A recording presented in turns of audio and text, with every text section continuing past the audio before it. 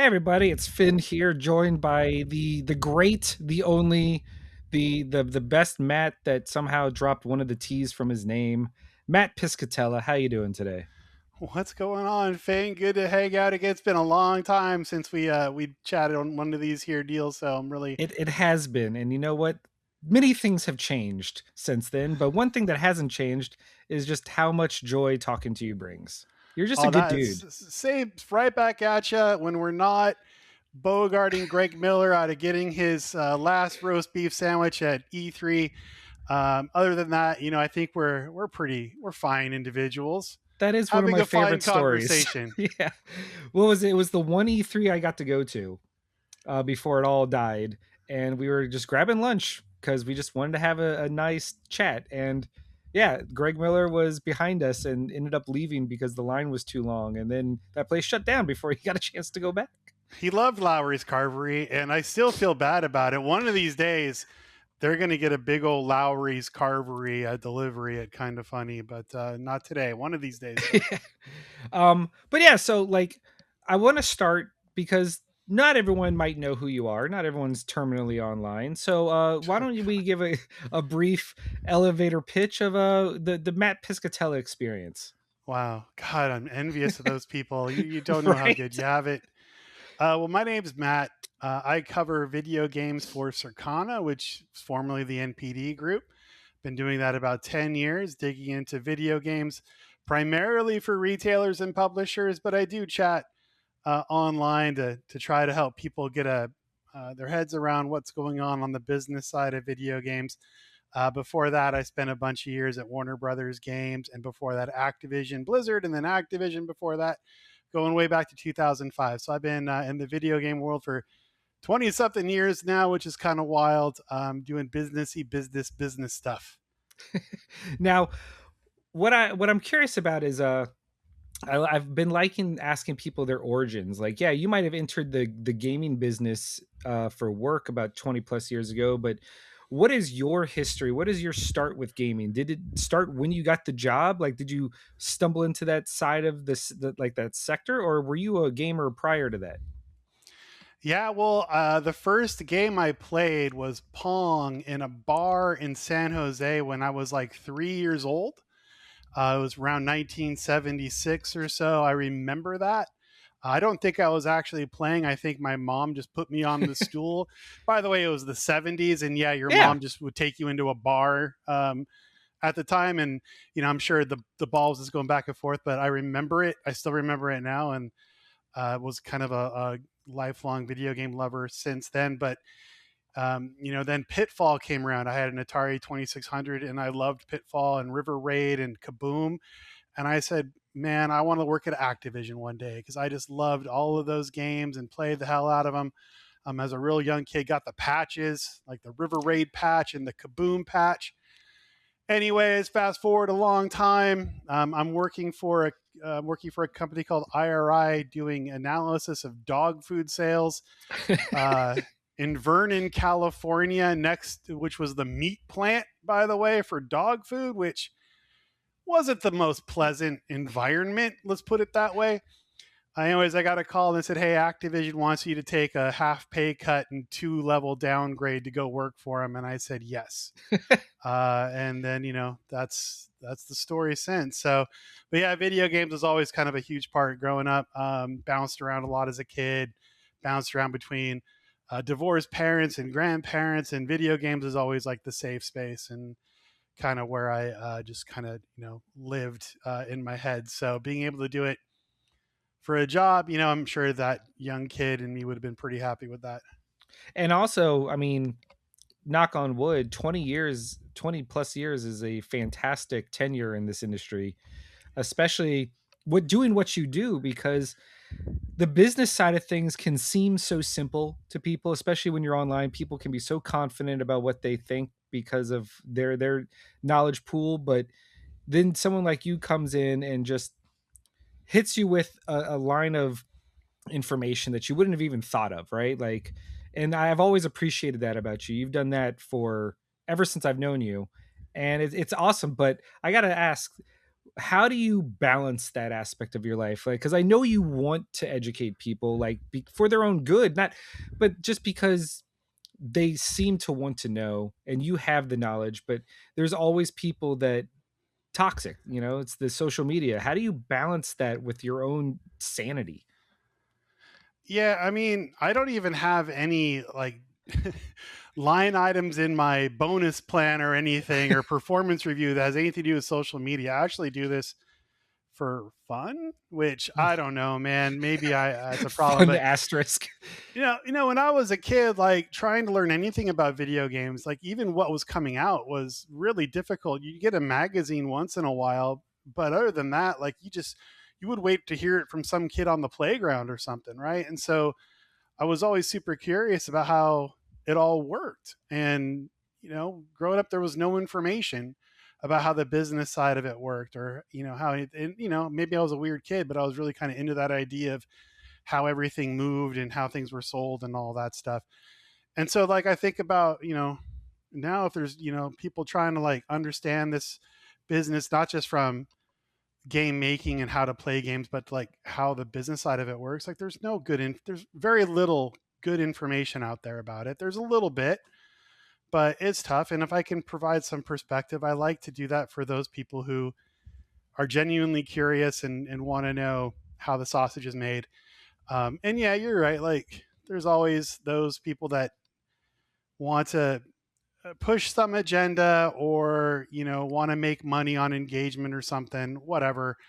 Um, that's fine. That's just kind of the way of the world, right? But if there's some people out there who I could help out, at least understand what's going on, or help them try to figure out what their career path might want to do with that in gaming, then that's cool. That's kind of why I keep doing it.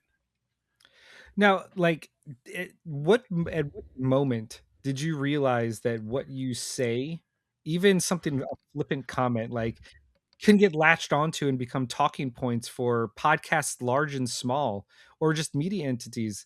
Because you are one of those sources that gets name dropped a lot. But at what point in the stage of your career did that become a reality for you? Um, Ballpark. I don't think you don't have to have like exact notes on that, but so I try not to pay attention to any of it because I want to keep what I'm saying as like as me as possible. And the more I look at that stuff, the more you could get influenced by it. So I actually don't try to okay. look at much or see much. I think the one time that really got me was um, a couple of times, really, when Phil Spencer hit me up on Twitter one time, way back in the day, and said something to me about something I posted. I was like, "Oh God!" Um, and then, gosh, my head's blanking, but the head of Sony at the time, or head of PlayStation at the time, he still talks a lot online, but he's not there anymore. I'll remember his name, but he also hit me up at an event and said that he followed what I was chatting about, and I'm like, oh God, people can actually see what I post. Um, Sean Layden?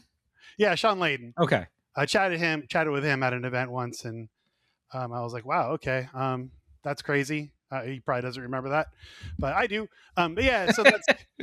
But like as soon as I have some of those chats, I try to put him out of my mind as fast as I can from my own mental health, because then I'll just kind of freak out and not want to post anything, um, which would probably be better for me. But No, I anyways, get it. it's a like you're like I get quoted a lot sometimes, but the universe of people that do that is so small. It is like the hyper enthusiast niche of the hyper enthusiast niche of the enthusiast niche of Yeah. video games. So it's like this really weird circle of sickos who care about this stuff. And isn't that like the perfect microcosm of the bubble that we live in and being like online gaming enthusiasts? Is because in this sphere your name is everywhere. Like you're just like one of those people. And but if you zoom out to the whole realm of gamers as a whole, like if I walked up to a friend of mine at GameStop and was like, hey, I talked to Matt Piscatella last night, he's gonna be like, the fuck is Who? that? Like No, means nothing to me. it So means yeah, I mean, nothing.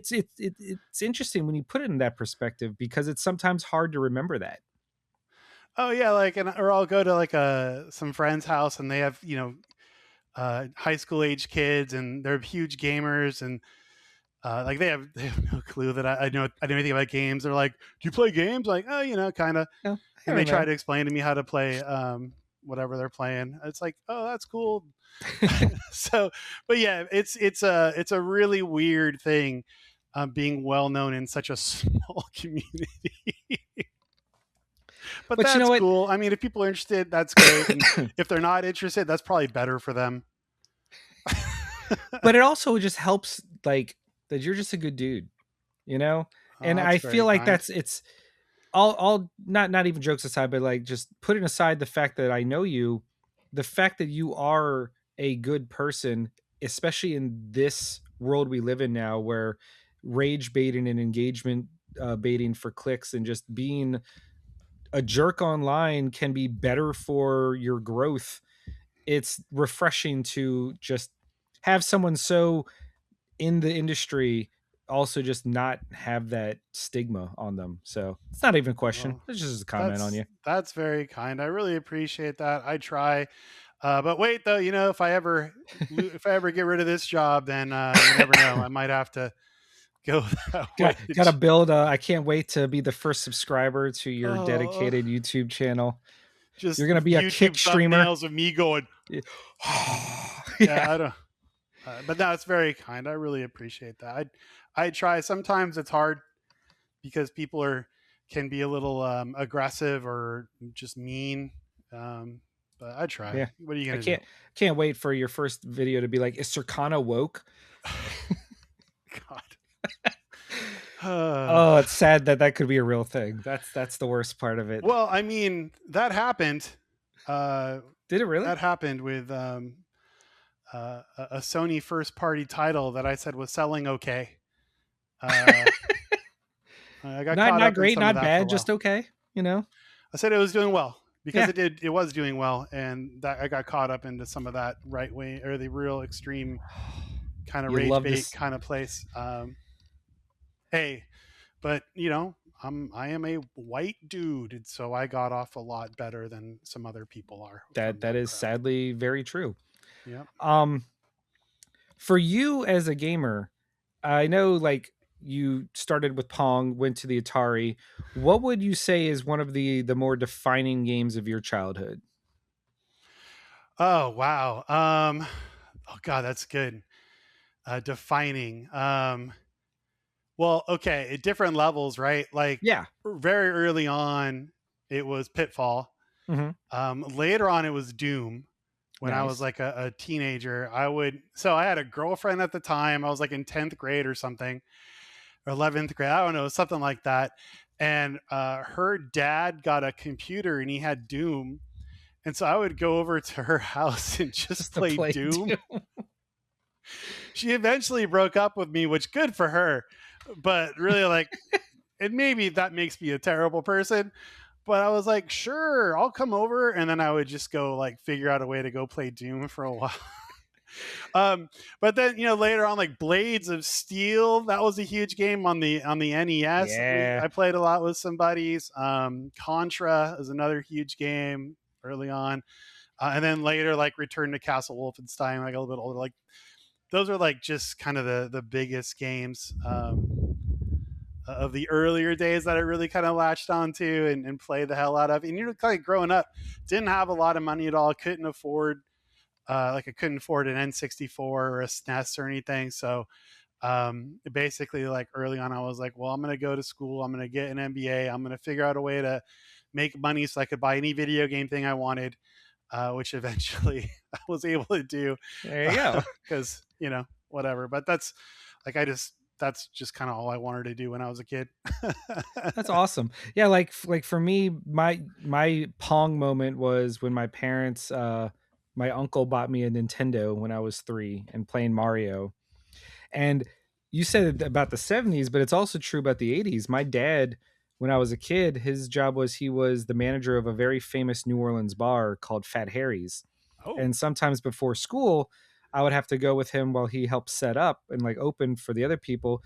And I would either sit on the pool table and watch cartoons, or he would sit me in front of the arcade machines. No money, but there stuff's going on the screen, and when you're a kid, you're just moving the joystick and hitting But buttons, oh and my god. stuff seems to be happening. So I thought I was a great gamer, but yeah, like that's how I started. And then my like it was Final Dragon Warrior 4 and Final Mm. Fantasy 1 for the NES were the games that solidified me as an RPG sicko. And then probably the most important game to me has been Final Fantasy 3/6 for the Super Nintendo. That is still like the most formative game for me. So it's Yeah, been, isn't it crazy how like you think back to the first games you really kind of fell in love with, and over the course of your life you're just kind of there, yeah, and you can play other stuff, but it's always those games you kind of fall back to as your comfort. exactly. Um, Like it's it's it's fantastic. I love that feeling of just playing a comfort game that brings me back to like the simple times. And I have yeah. games that remind me of different friendships at different points. Like I have games that now remind me of like my daughters in different ways. Like Anna just played her first game. She just beat her first game all by Oh, herself. what was that? It's a Switch 2 game, Bluey and the Quest for the Gold Pen. It's a good And game. I sat there with her and I would like help her read because she's starting to read so she could get some of the words, but she played the whole game by herself. Sometimes I would help her, like if she got stuck on a puzzle, like I would give her hints, but I never touched the controller. And she beat the game. She was so proud. And I think that moment will forever be ingrained in my brain. Is like it'll never be a great game for someone like me. It's not designed for me, but for her, that's going to be her moment, like the time she played and beat her very first game with her dad, and I think that's awesome. Oh, did you see they patched in full voiceover now? Yes, on the last stage, I was like, why is everyone talking? This is great. Like this is now I don't even have to like interrupt to read stuff. She can just play. And but yeah, that was It's I was time for just set. time to go for that time to go for that second run. That's right. Speed run. Now I need to buy it on PlayStation so she can get baby's first platinum trophy. That's what I'm saying. I mean, Double why dip. not? Exactly. But yeah, like it's stuff like that that's just fun. And so it's awesome that you have your own ones, because Yeah. I know people that are in the industry now, but they started in the industry like it just was a job to them and they hadn't been gamers prior. So it's cool to know that for you this was always leading up to that. Just about everyone in the C-suite. You're right. Like Yeah. I mean, I don't know. I've thought a lot about that, having a career in games for so long. At some point where loving the medium is a limitation in some ways, because you can't quite be as cutthroat and buy the books and buy the spreadsheet as the C-suite tends to need to be. But that's a whole different conversation. I was going to mention, when it comes to things like Final Fantasy, like it's kind of weird too, being an older player. Like Final Fantasy was a little bit after the time I was really kind of getting into games. Like the RPG, the turn-based RPG yeah. wasn't really a thing. When I was growing up, it came a little bit later, and I've never ever been able to really get into that genre. No matter how many times I've tried every Final Fantasy game. I played Chrono Cross. That was the one or Oh. turn-based RPG I was able to play. Or is it Chrono Cross? What was the other one? Trigger was Super Nintendo, Cross was PlayStation 1. Okay, I think that was the one. Anyways, one of those.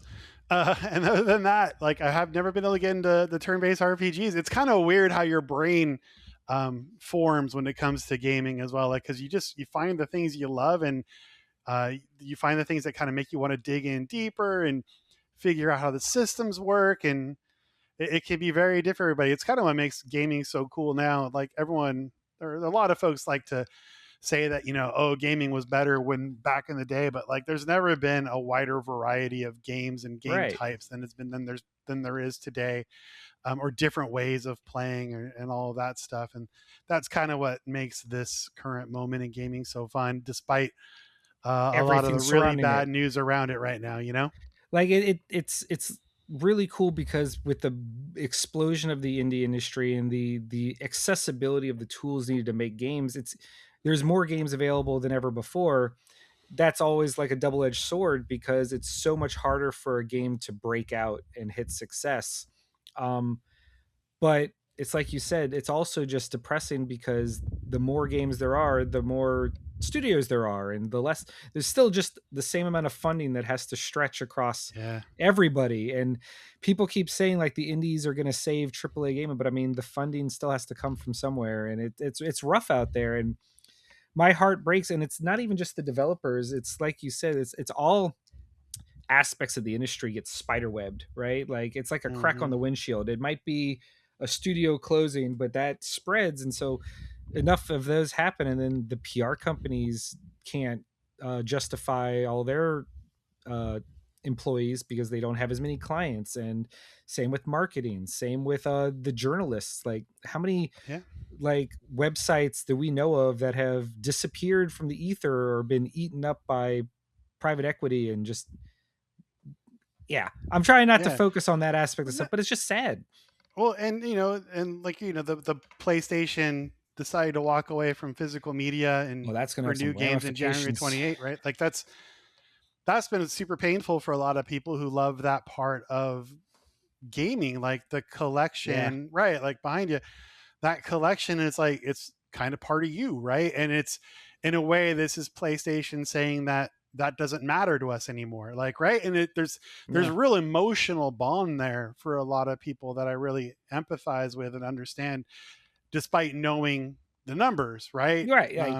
Like realistically, we all knew where the trend was going, but to have it just be so unceremoniously done, right? And it's like, and then they announced on Yeah. the same day that we're also going to start eliminating digital storefronts. It's a weird flex on their part to, and I just think of all the companies whose business model is around making physical games. Like I guess in my mind, a really sweet compromise would have been, we won't be releasing any games, uh, but if people still want to make physical games as like special edition launches, like the limited runs and the IM 8 bits of the world, like cool, like let the enthusiasts have the option to still do that. But they're just, Yeah. it's just not even that gets to happen anymore. I mean, it was a signal that, hey, the next PlayStation's not going to have a physical drive, and hey, now we're giving you 18 months to figure it out.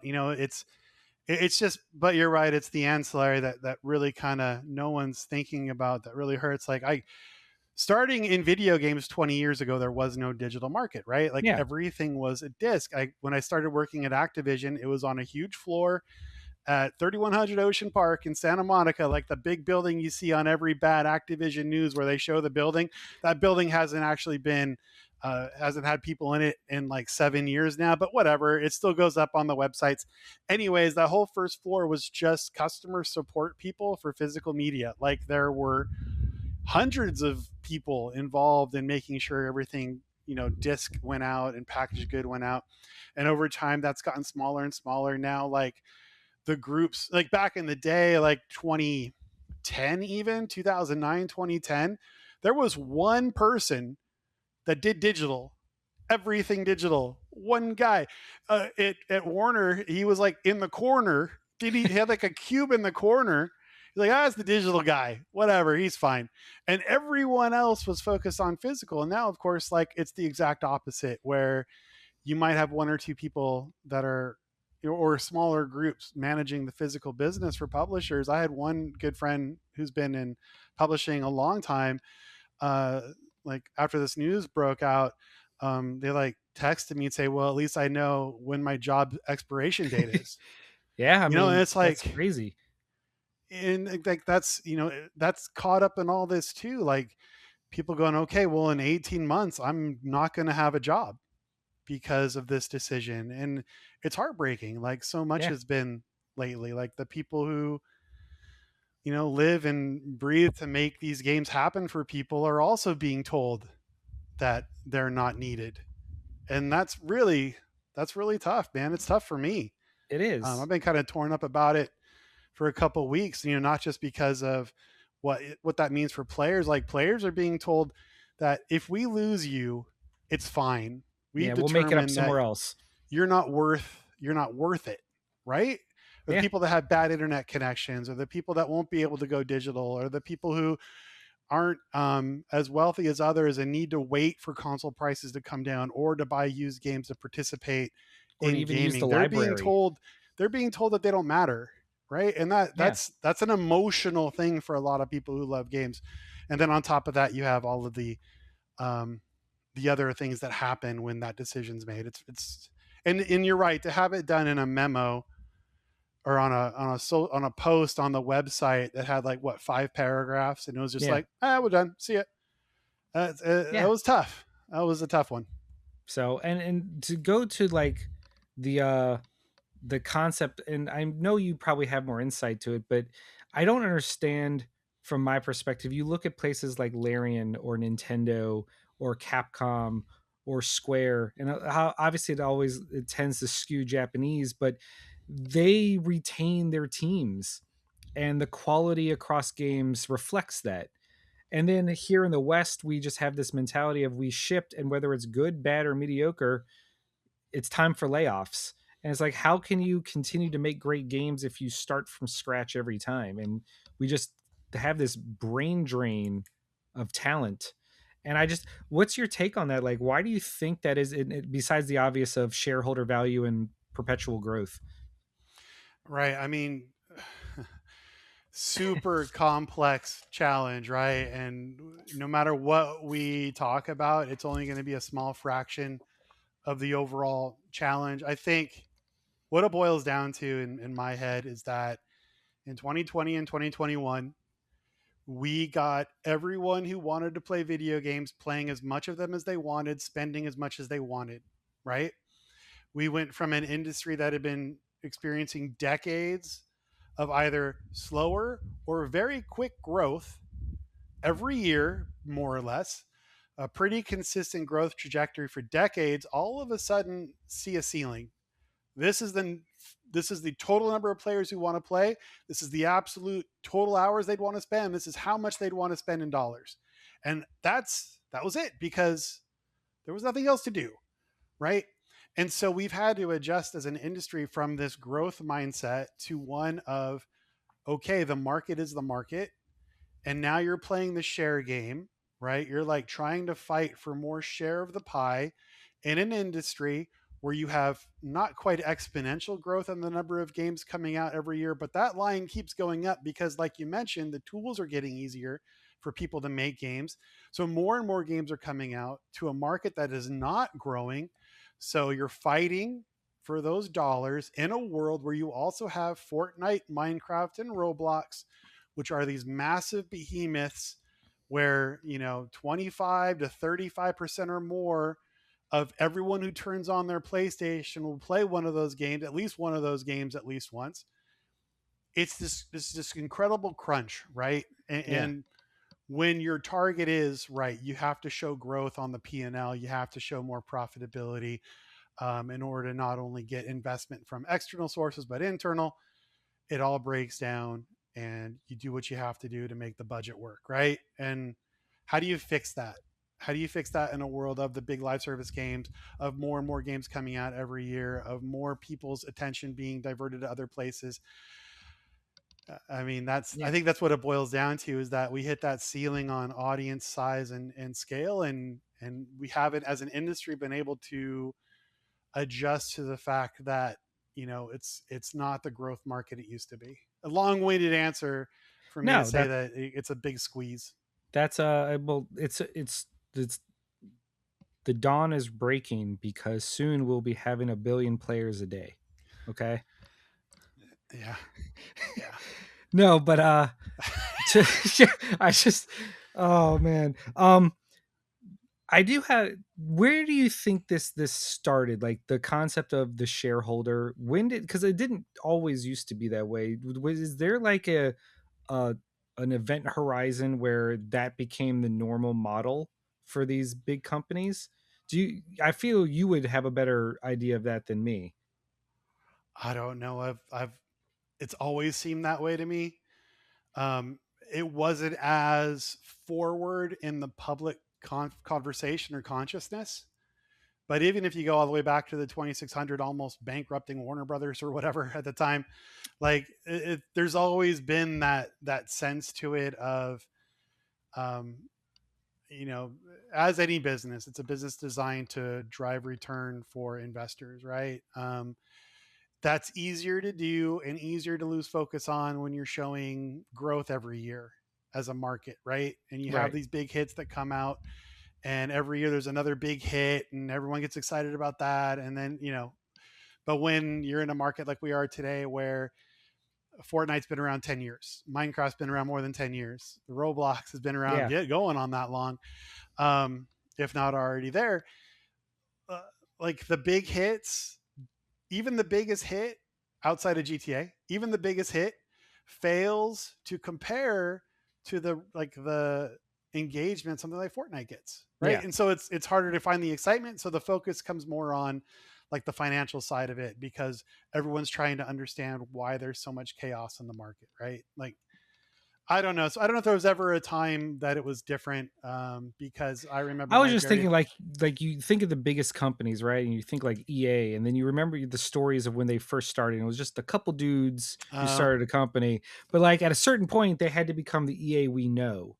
So I guess I didn't yeah. know if if there was a generation that was tied to that, or I think that's a lot of myth building in there. okay, Like, yes, like early Atari, early EA, it's kind of like early United Artists, right? It was that similar kind of deal, but it didn't take long okay. for the business side to I really guess kind for of get me as a involved. kid, because you're not paying attention to it, you don't really.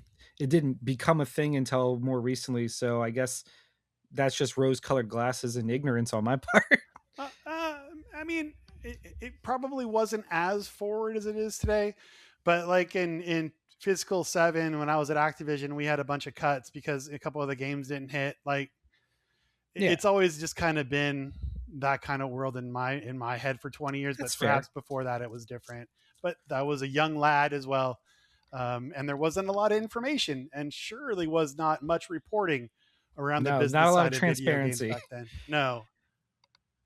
Now, for you, what was probably one of your favorite games that you worked on when you were at these studios? Like, did you what were you happy to be a part of that launched during your tenure?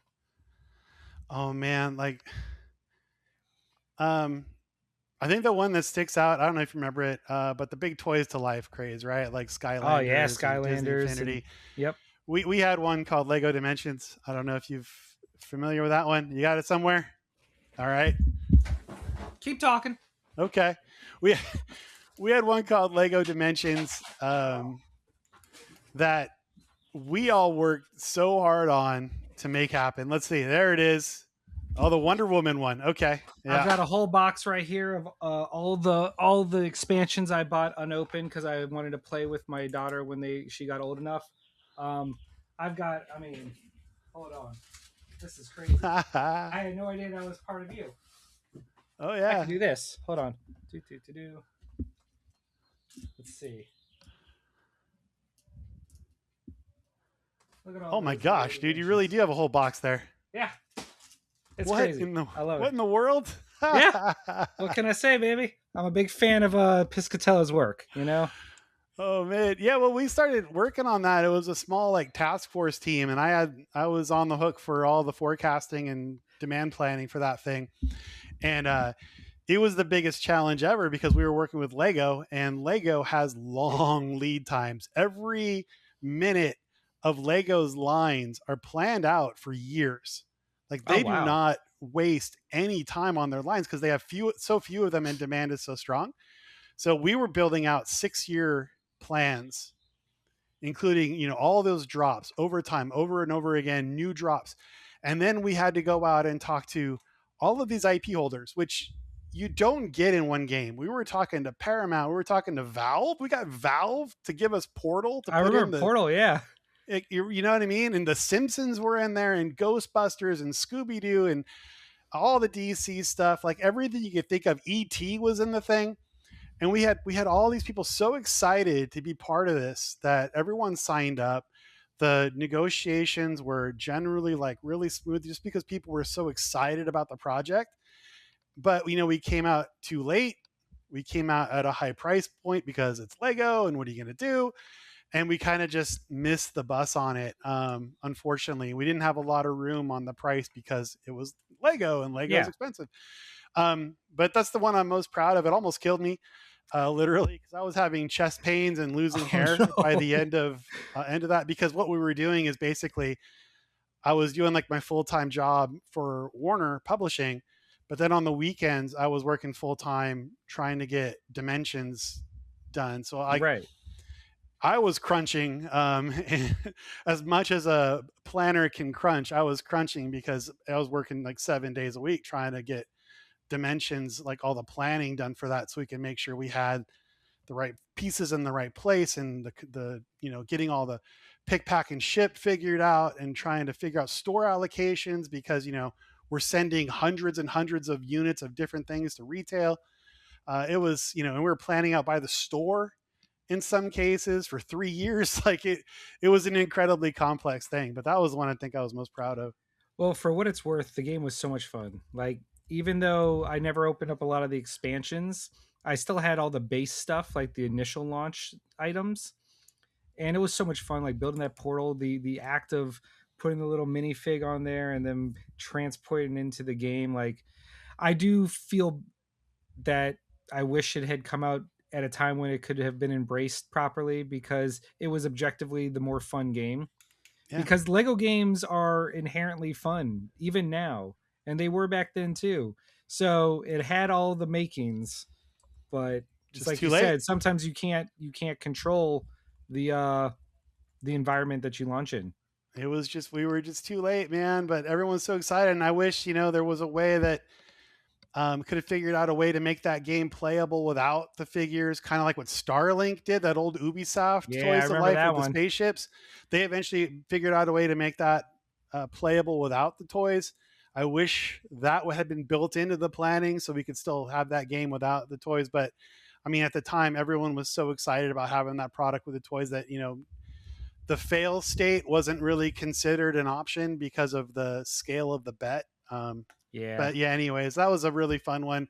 And that was one where it was like one of the only times ever where every single person involved in the project was so excited about it that, there was no like pushback. There was no, this can't be done. Like it was just, everyone's like, yeah, we're going to get this done because this is like the coolest thing we'll ever work on. Um, and That it, is really it cool just though. That missed. is It that is just cool. missed. I know. It just missed. But But everyone that worked on that project have gone on to do really huge things. Some folks went to Nvidia and are running gaming stuff over there. Other folks went to other franchises and brands and have been really super successful. So that's that's awesome. been So fun. so everyone We all on learned a lot. Yeah. No, that's awesome. That's really cool. I don't think I ever knew that about you, that was your thing. I mean, basically, it's kind of why I have this job too, because that thing almost killed me, and I'm like, I can't keep doing this. I got to figure out something else to do. And I was like, you know what? I kind of just want to talk to people about video games now.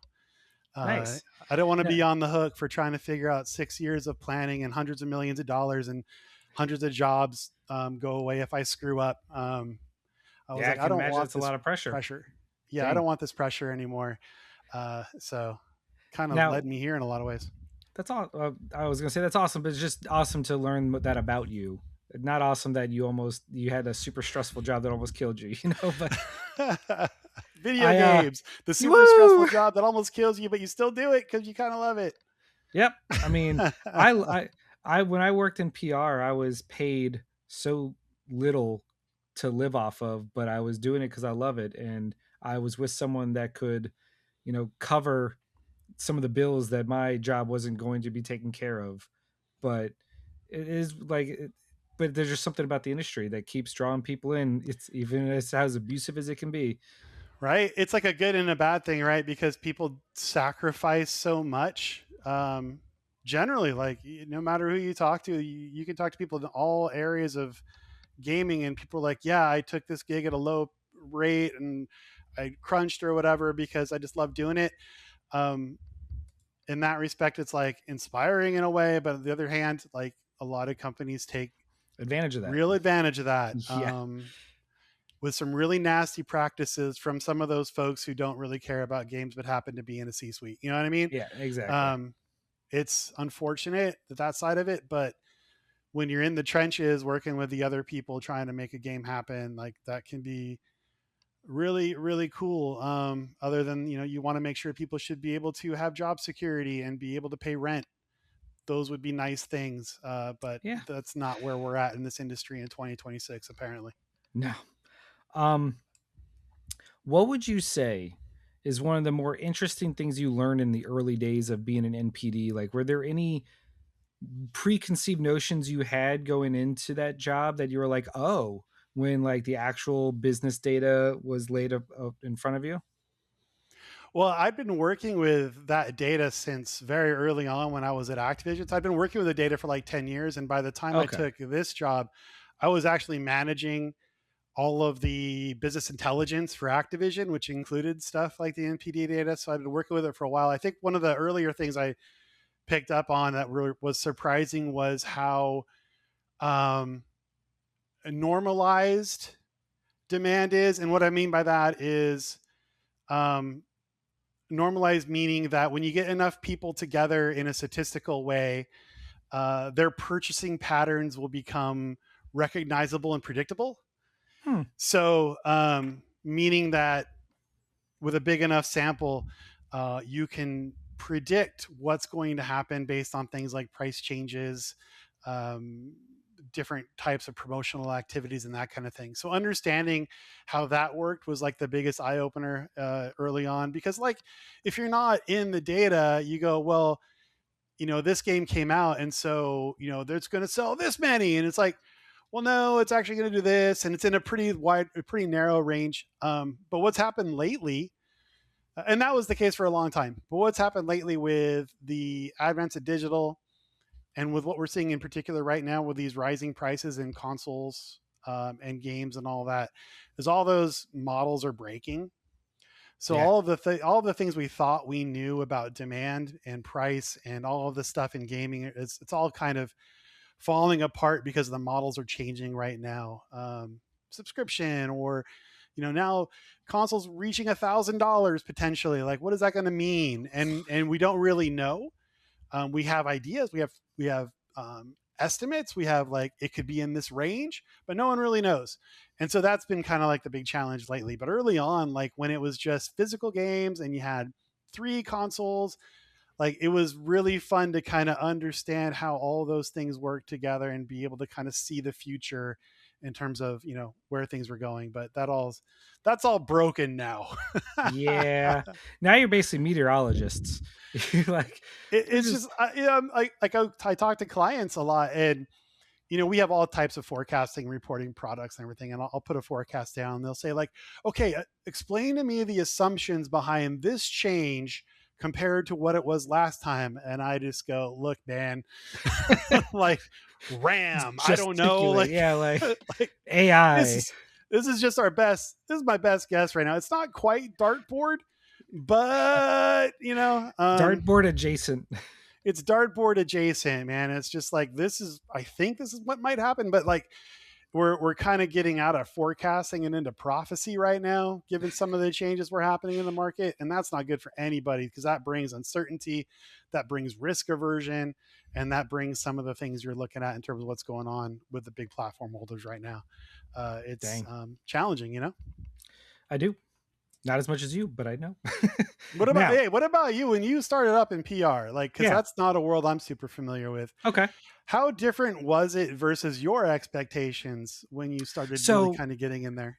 I think for me, it was a very particular thing because I joined a firm whose specialty was Japanese companies that did not have an American branch. And so we would handle their stuff. But because a lot of them were IP holders or licensed stuff, we had to deal with Japanese business IP holders. And that was, to me, a big shock to the system because I was so confused why would you hire someone to sell to the West, but then ignore all of our statements about what works in the West? They wanted us to just do the same socials and the same PR stuff that they do in Japan over here. And we would be like, but that's not, your social channels have to have a personality or you're not going to see the growth you want. And they would be like, okay, so if we wanted to make a meme post, just a meme playing off of whatever the topic of the moment was. We would have to send them the concept, wait to hear back, like 4 back and forths to get an approval of a joke meme post for a Twitter page. And then by the time we could post it, the moment was gone. And I Mm. was just always so like, and then the craziest thing was like, I loved working on Dragon Ball, but Dragon Ball has multiple IP holders in multiple places that you have to get approval from to even post anything. And I was just like, man, this is so much more bureaucracy and red tape for every aspect of what I try to do than I was ever expecting. So that was a big surprise for me, but I still loved it. Like going to events and running a booth at something like Anime Expo or PAX or something was so satisfying, and just being immersed in people that love what you're working on. And that was so much fun. And I would just love a little more autonomy, but that was So always like in small demand. and you were up against like the business culture differences and time zones, right? Because the time Correct. zone challenge is Yeah. really tough. Cause like I'd be ready to post something funny at 11 p.m., but I would have to wait until like 3 a.m. to hear back. So it Yeah, was it that's was a tough. lot. It was tough, and so we would try and come up with like content calendars and give them like a month's worth of stuff. But again, if you're trying to capitalize on what's in the moment, and I would even use examples like Xbox's social channel would make memes about certain things and use GIF reactions in their comments to people, and I was trying to point out like, it's not just me. Like, look at this giant company. Like, this is one of the platform holders. This is how they're handling social, and they're like, nah, not here. But look at Nintendo, they don't do that. And we're like, I mean, you're right, they Nintendo does don't. not. So it was just one of those things. Yeah, it's wild seeing like Capcom or Square Enix or whoever, like how they've changed over time for that type of thing too. Like, I mean, Capcom's really figured everything out at the moment, right? Whether it's development or Yeah, communication or anything, but they're it wasn't crushing it always on that also. way, No, right? no, it was not. And I think another thing that really surprised me with how much it grew and changed rapidly was Japan's acceptance, well, initial extreme reluctance to acceptance of streamers. Hmm. They were very resistant to the concept of streaming being beneficial to their game launches. Like if you Bandai was very famous for their draconian like streaming aspects. Like they would have all this music that was licensed for the games because they would have a lot of anime games and stuff, and like you couldn't stream it because of their own music, and they would be banning their own like streamers. It was crazy. So was the thinking that if someone could watch the game, they wouldn't buy it. Of course that was, yeah, Yeah. that was, Okay. but and eventually, They weren't the only ones thinking no, that not at early all, on in no, streaming. By the way, of we course had those not. conversations in LA at a couple publishers too. Yeah, it was like the whole concept of like you could just watch a let's play and never play it yourself, but like that was just not the way it was working out, Mm. obviously. And streaming now is a big avenue of a launch, is getting streamers to play your game. But it Yeah, was if just you're fascinating. If you're Ubisoft, you let every streamer play 3 hours of the game, but don't let any of the reviewers talk about what they think about it. Right. Well, that's a whole nother conversation, I Yeah, guess. that's it's a lot of just the left hand not talking to the right hand moments. It's fun stuff. Hmm. But yeah, so I want to know, what is current Piscatella playing? What is currently bringing you joy? Well, it's certainly not MLB The Show, which I play a lot, but I love every time I buy that game, I just think of you. You are my MLB The Show sicko, and it's I'll put in 700 to 1100 hours every year. I'll like kind of loathe myself doing that, but also like it's the game I zen out to and think like yeah. it's my meditation game in a lot of ways. But anyways, Well, I play that a bunch, but 007 First Light's kind of what I'm moving through right now, so which is good. really well done. It's such a treat to have a high production value single player game like that in 2026. Man, they're so rare now. They are, and Um, especially one with a story that good that's licensed, right? Like I think what I loved about it is the story is one of the best Bond stories to come out in a long time, but it's presented more like a prestige TV series. Like it's a very slow hmm. burn, right? Like you get a lot of build up, a lot of origin, a lot of character interactions before like the typical James Bond action set pieces start kicking in. Like the whole second half of the game is elevated because the first half took it so slow. I love Yeah, it. and those set pieces are incredible. You really get a sense of scale with it. So they did a really nice job with all of that. So I'm really enjoying that. Like I'm playing through it slow because I'm trying to just savor it Yeah. because it's just so rare. It's so rare now to have a game like that. So that's the one that's kind of most doing it for me right now. And then Rhythm Heaven's kind of been fun to mess around with. It's a really good Rhythm Heaven, but it's Rhythm Heaven. Yeah. But it's a really good one of those, and really quirky and silly. And so that's been a good time too. I don't know what have you been into? Wait, real quick, you're familiar with Reb Valentine, right? Oh yeah. Yeah, she's super into Rhythm Heaven as well. So it just made me smile thinking of two of my favorite people enjoying that game at the same time. I don't know. But for me, I just actually just finished. I got my platinum in First Light. That was Oh, it is it a was. tough platinum or is it a you just have to play the game twice It's kind of like eight. platinum? You don't even have to. It's like 80% just collectibles, Okay. and the rest is just general like combat stuff that just generally happens naturally. The only thing that I had to actually try and do was there's one trophy that's like if someone's about to tase you, you have to turn an enemy like to get tased instead of you. Mm.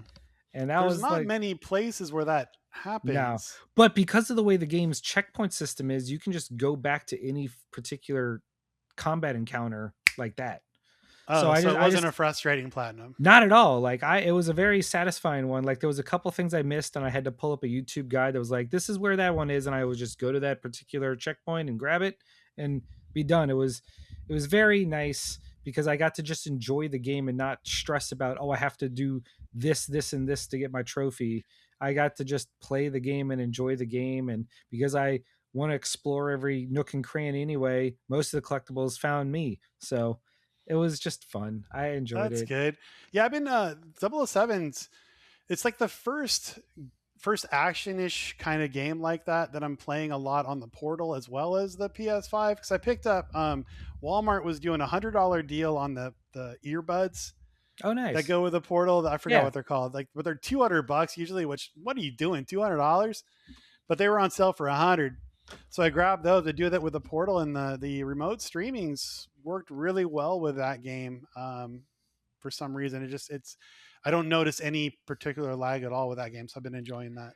I love my Portal because I travel so much for my day job, and ever since they added the update where you can log in at a hotel Wi-Fi, because I don't know if you remember, but before if there was a secondary page that you had to put in a password or something, the Portal couldn't Just work. didn't work.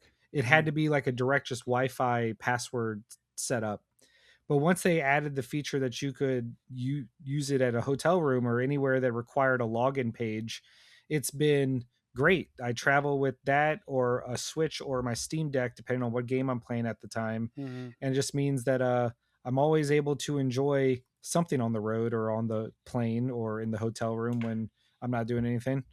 Yeah, it's So going to yeah, be interesting to see what happens there. I mean, with next gen, if these consoles are $1,000, $1,200, right? As kind of the conversation is, Sony's mentioned a couple times now. They've kind of brought the Portal into the conversation whenever talking about next gen, and there's that rumored handheld.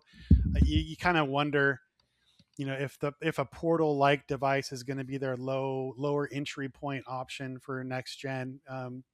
I think people that use the current Portal are really pretty happy with how it manages latency and lag and all that. It's not perfect, but no, it's better. It's better than it used to be for sure. And for a lot of games outside of fighting, I can't play the show on it because the timing windows are so tight. right. But like for a lot of games, it's perfectly acceptable, and it'd be interesting to see if they're able to get past that barrier for the mass market to make that kind of thing an option. I mean, even Xbox has been talking about finding ways of making streaming better and making that a low cost option because I don't know. I think all these manufacturers are looking at the next gen with RAM and storage where it is and going like, yeah, man, we're not going to sell a lot of these, which is partially why we're losing discs. That's a whole nother option, a whole other conversation. Right. But yeah, I'm guessing that these kinds of devices are going to become a bigger part of the offering for next gen, but we'll see. It's kind of a weird deal. But yeah, I mean, I've been kind of really enjoying 007. It's been a real treat. And then I got Lego Batman ready to go after that, which, Nice. Oh, that I one's kind of have, you're gonna love it. yeah, like, so I was around for the launch of Arkham Asylum, which, like, at the time, I don't know if you remember, but back in the day when Arkham Asylum launched, like, superhero games were dead. Yeah, no, the Arkham Asylum was the thing that revived that entire genre because all we were Entire getting genre. was movie tie-in like garbage Mm-hmm. stuff outside of like the Spider-Man 2, you know, Yeah, after what the Origins games, like the X-Men superhero origin. games, Yeah. X-Men Origins and then Marvel Origins, or what was it? Oh, the Marvel. Oh, I know what you're talking about. The X-Men Legends Legends? and then No, Marvel. Marvel Ultimate The, Alliance. yeah, Mua and Mua 2. Like, after those came out, like, it was kind of, superhero games kind of died. We brought out Asylum, and like we had no expectations for it. We're like, whatever, we'll put this game out, it'll sell, whatever, who cares? And it ended up being like a really strong performer. And then City, of course, Yup. blew up. And like I just remember seeing the first reports of City sales coming in, and like I got to like put the report together, go, oh god, we got a hit. It was pretty cool. That's cool. Everyone got excited. And then, night was night, but and Origins, which gets forgotten, but damn it, that was a I good game. liked Origins. It doesn't It's get a the good love. Christmas game. Yeah. But anyways, internal stuff on why that's what it is. Anyways, so I kind of still have a lot of internal love for Arkham, and knowing that it's kind of like a Lego Arkham I'm really excited about that one. That's you're gonna have to let me know what you think when you play it. There's so many little Easter eggs and nods to the comics and the shows and everything because that's what the Lego games are so good at is just little Yeah. Easter eggs and I know I've I'm a been looking at Batman that the whole guy. time. Yeah, it's like that thing's cool. It's got all like 16 of the artists at the time. I was at Warner, right? And Yeah, so I was a VP at Warner, and I saw this thing. I'm like, that looks cool. And they kind of gave it to me, and it's autographed by one, two, three, I don't know, like 10 of all the living artists at the time. So I don't is know. It's kind Greg of fun. Capullo on there? I love he's Which he's one's one he? that I can't quite tell through your camera, but It's terrible. It's very far he's one of the away. more recent ones. Well, then I'm sure he's on. I don't know. Probably. I don't know, man. It doesn't matter. Anyway, that's awesome. It's still fun. I love finding out more things about you. I don't know, but I can't believe we're already like coming up on an hour. Man, talking to you is just so simple and fun. Same, man. I So wish we could hang out more. It's been a long time. I know we've been hey, you know what? friends Turns for out a we long time. can do this anytime you want. Like, Oh, that sounds pretty good. but what are you looking forward to? Like, what is something in the coming up this year that you were looking forward to? And honestly, it doesn't even have to be about games. The last person I talked to was telling me about going to see BTS with her mom is something she's super Oh excited about. So man, like, what in the future of Piscatella's life are we looking forward to in 2026? man, we're trying to figure that out. Me and the better half. We just got back from cruising around France and Belgium. Well, not cruising, but just kind of like hanging Right. out in France and Belgium for a couple weeks. Just got back like a week and a half, 2 weeks ago. So now we're like kind of trying to figure out what we're gonna do later this year. But travel stuff and baseball stuff's kind of what makes me happy. And then we're planning a big trip with a niece over to Florida, your part of the world, Yeah, just as long as to it's not in August. take her to Universal and hang out for like a eighth grade grad or a high school trip or whatever she's doing. I don't know. Anyway, so that's kind of like what we're planning. Theme parks, we go to Disney too much. We're not Disney adults, but we're adults that go to Disney. You should tell me when that happens because Caitlin's dad is a Disney engineer, and No so kidding. we can join you at Disney. Oh my gosh. Wow. All right. I will hit you up. Also, That'd I be a good lied. time. You should definitely come this August because on August 28th, the Padres are playing the Rays in Tampa, and we should just go see a baseball game together. I have never been to the Rays stadium. It's one of the few that's on my list still. And it's back. So They finally just I know reopened it. So I have to see it for myself. It can't be worse than Arizona. I like it. Yeah, Where is it? Yeah, we just brought Cece to her first baseball game. amazing. just the other week. So yeah, I was like, hey, when? Because Padres are your team, right? I'm not crazy. Yeah, they are for better and worse. So I was like, hey, when do they play us? Turns out the 28th, the 29th, and the 30th. Look, So man, the Padres are they're like the perfect team for me because they're just so historically mediocre with pockets of hope. But ultimately they're going to let you down, and I feel, you know what, that's pretty good. I kind of like that. But you know what, the weather's good, the park's amazing, top 3 park in baseball. I uh, love it. Every time I went Great to beer San Diego selection, Comic great Con, food. What are you going to do? Like, yeah, even if they suck, who cares? You're sitting in the sun in San Diego, so it's because all it's right. so close to the convention center that I would love. I saw it like it's the Petco Stadium, right? Am I Yeah. remembering that? Yeah. So, yeah, it's a great stadium. Oh yeah, when the Padres are in town for Comic Con, like it's a whole vibe. I can only imagine. Oh man, Yeah, it's a good time. But yeah, it's fun. So yeah, it'd be awesome to get down to Tampa to see that. That would be incredible. So I don't know, man. Let me hit you up. I'll talk to again to the better half and see Again, what's that'd be going on. fun, and also because it's an indoor stadium, it being in August doesn't actually deal break anything. Yeah, and Ebor's all right, right? So Yeah, there's all kinds of exactly. fun times to be had. No, that's awesome. Oh man, again, just thank you for being here and taking the time. Yeah, I missed talking to you, buddy. So I'm glad that I could do this with you. Me too. It's always a pleasure, and I've really been enjoying your last few podcasts. You've had some really great. The last Oh, week's that was a really fun conversation. thank So you. yeah, keep it up. Looking forward to see where you take this thing. Yay. All right, buddy. Have a great night. Or I guess for you, great afternoon into a night. Yeah, man, it's looking all right. So we'll see what happens. Time zones are crazy. 3 hours doesn't sound like much until you're trying to like schedule something around other someone else's work schedule, right? Like it's fun. But yeah, yeah, man. I will talk to you later. Right on, brother. See you Just next time. NOLAnerdcast, and just remember, it's free to not be a dick. Everybody, you can just be a good person. It's not hard. Um, have a good night.